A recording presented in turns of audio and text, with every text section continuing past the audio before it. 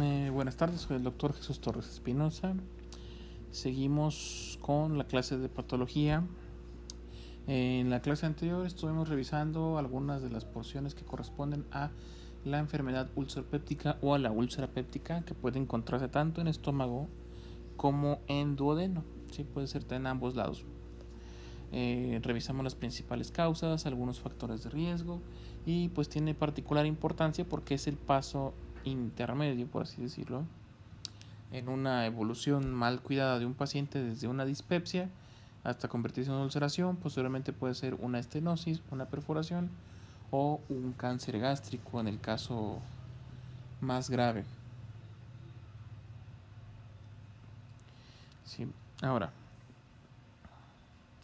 revisamos este cuadrito de la clase anterior, en la cual pues lo que estábamos revisando son las cosas primero normales, normalmente, que es lo que afecta a la mucosa y que es lo que la protege. Entonces, lo que lo afecta, las fuerzas nocivas van a incluir la acidez gástrica y las enzimas pépticas. Y las fuerzas que defienden a la mucosa van a ser la secreción de moco en la superficie, este moco está rico en bicarbonato, que tenga un muy buen flujo sanguíneo, la capacidad de regeneración del epitelio, que depende del flujo sanguíneo, y la elaboración de prostaglandinas. Cosas que pueden lesionarnos esta mucosa: la infección por Helicobacter pylori, el uso de AINES como la aspirina, el consumo de cigarrillos o alcohol retrasa la cicatrización, y la hiperacidez gástrica, como en el caso del síndrome de Zollinger-Ellison. Cosas ya propias del organismo que pueden provocar problemas: isquemia por secreción de prostaglandinas, retraso en el vaciamiento gástrico y otros factores idiosincráticos de cada persona, ¿no? Del anfitrión, por así decirlo. ¿Sí? Esto nos va a generar pues la ulceración, que pues si sigue hasta capas muy profundas puede afectarnos los vasos sanguíneos, y es cuando va a haber un sangrado de tubo digestivo, que es otra patología que veremos más adelante. Ahora bien, los AINES pues vienen a ser el consumo de AINES indiscriminadamente pues va a producirnos un factor de riesgo, ¿sí? Para presentar la enfermedad ulceropéptica. Recuerden que no nos forma una gastritis, sino una gastropatía.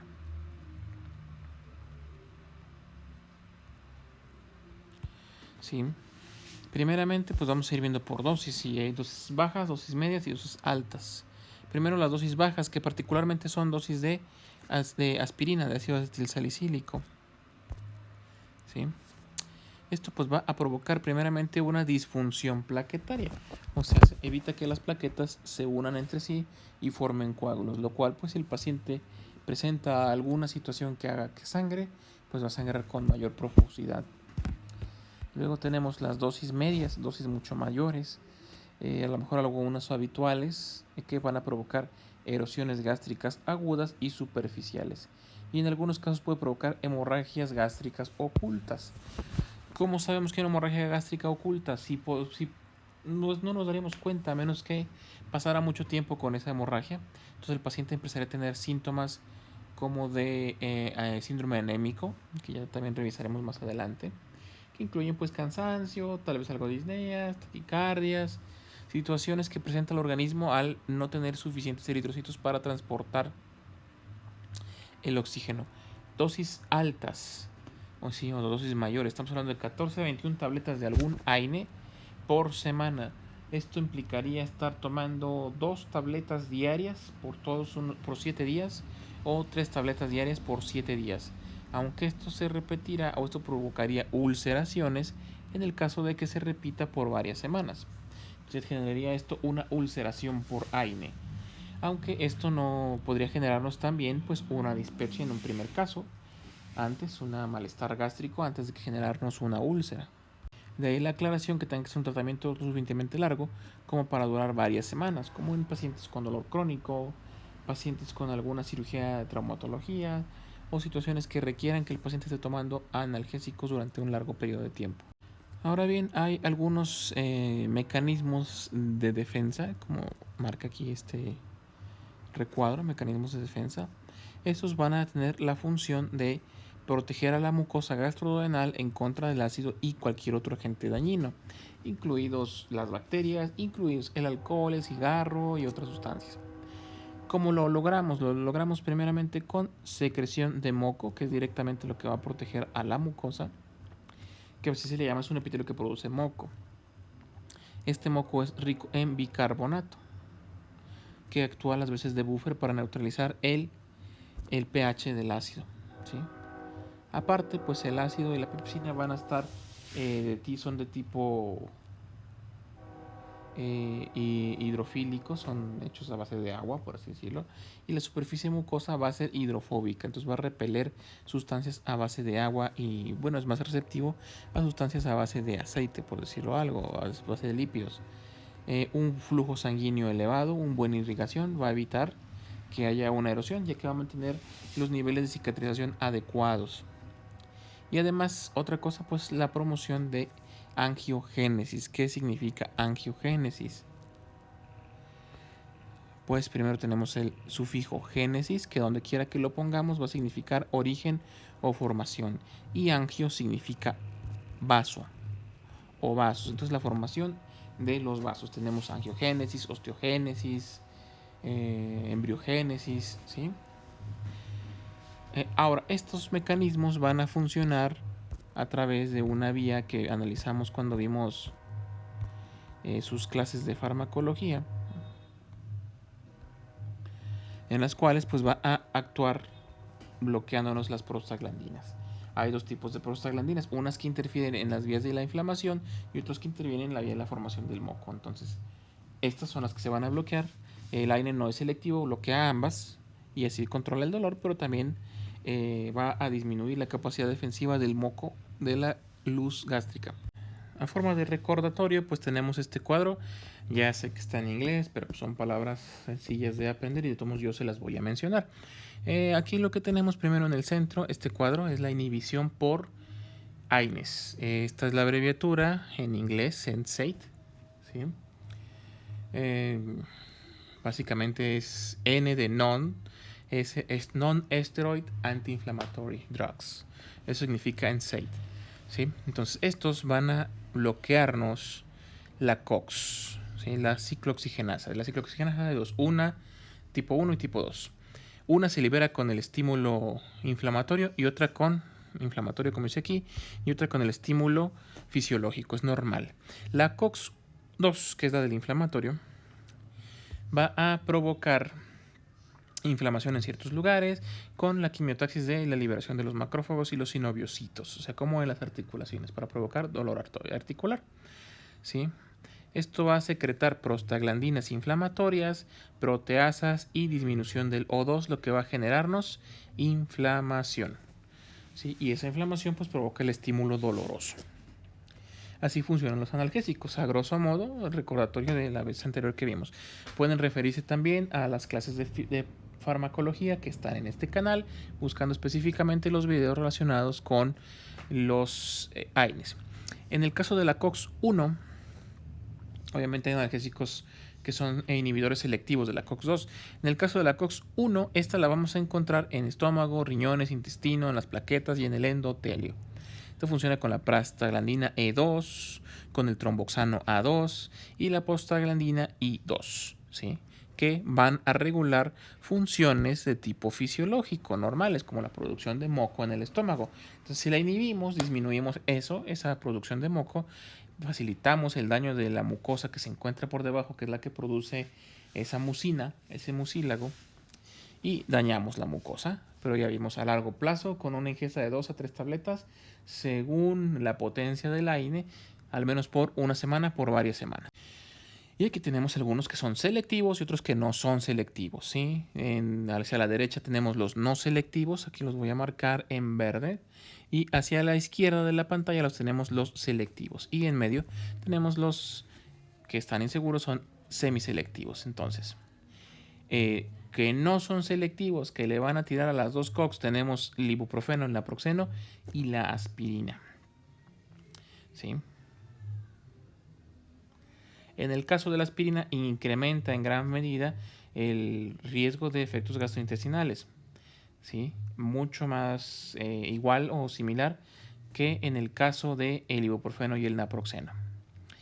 Semiselectivos, o sea que pueden afectar, pero no le afectan tan mal como el ibuprofeno, la naproxeno y la aspirina. Tenemos el meloxicam, el diclofenaco, el etodolaco, la indometacina, el piroxicam, otros que no conocemos aquí como la naubometona y el sulindaco. ¿Sí? Tienen más afinidad por la COX-2 que la COX-1, lo cual los va a hacer mejores antiinflamatorios sin generarnos los datos gastrointestinales. ¿Sí? Y los selectivos, que son los COXIF, como el Celecoxib, ¿sí? Que si bien tiene riesgo de efectos gastrointestinales, es mucho más disminuido que todos los demás. Ahora, la otra situación, uno eran los AINES, la otra situación pues, son los Helicobacter pylori. Recuerden que el Helicobacter pylori, sí nos va a dar gastritis, ¿sí? Que es un diagnóstico endoscópico, histológico primeramente, donde vamos a ver la lesión de la mucosa, pero en esta vamos a encontrar infiltrado linfocitario y así le damos el diagnóstico de gastritis, que será una gastritis, ¿sí? En el caso del Helicobacter pylori lo descubrimos hacia 1983 por Warren Marshall, ¿sí? Va a ser causante de una infección bacteriana que resulta que es muy común en los humanos, muy común. Gran mayoría de los humanos, hasta un 80% de su sospecha, tenemos Helicobacter pylori. En algunos genera datos de inflamatorios, en algunos otros no. Entonces, gran cantidad de personas tienen esta bacteria habitando dentro de su flora gástrica. Aunque pues, ahorita vamos a analizar los porcentajes, obviamente. A nivel mundial, hasta un 50% de las personas lo padecen. De ahí en más, pues hay algunos países en los que hay con mayor cantidad. ¿Sí? Viendo, por ejemplo, en Latinoamérica, hasta un 90%, entre un 80 y un 90% de la población pueden tener una infección por Helicobacter pylori. ¿Qué es lo que importa? En México, pues tenemos una incidencia hasta del 70% de pacientes portadores de Helicobacter pylori. La transmisión pues va a ser de tipo fecal oral, o sea, si no lavamos bien las manos o en general alimentos contaminados, puede ser oral de una persona a otra, gastro oral o una infección iatrogénica en el caso de que desestabilicemos la flora gástrica normal de nuestro paciente por el sobreuso de antibióticos. Los factores de riesgo para padecer una infección por Helicobacter pylori tenemos primeramente un estado socioeconómico bajo, como ya había dicho anteriormente, lugares concurridos porque pues esto va a incrementar la posibilidad de contagio, la falta de agua potable, o sea de agua limpia que no tenga bacterias, y hay personas que son particularmente más susceptibles a padecer infecciones por Helicobacter pylori. ¿Qué nos va a provocar? Pues nos provoca gastritis, o mejor dicho, como ya he mencionado con particular repeticiones, la dispepsia. ¿Sí? Este también se va a asociar a úlceras duodenales y gástricas, adenocarcinoma gástrico, linfomas de linfocitos B tipo MALT. Eso es algo más complejo que tal vez veamos si nos queda algo de tiempo. Ahora pues resulta que lo hace tan virulento y tan capaz de provocar infecciones en el estómago son algunas características que tiene. Primeramente es un gram negativo, como dice aquí el pie de imagen. Es una bacteria gram negativa, no es teñible por gram, ¿sí?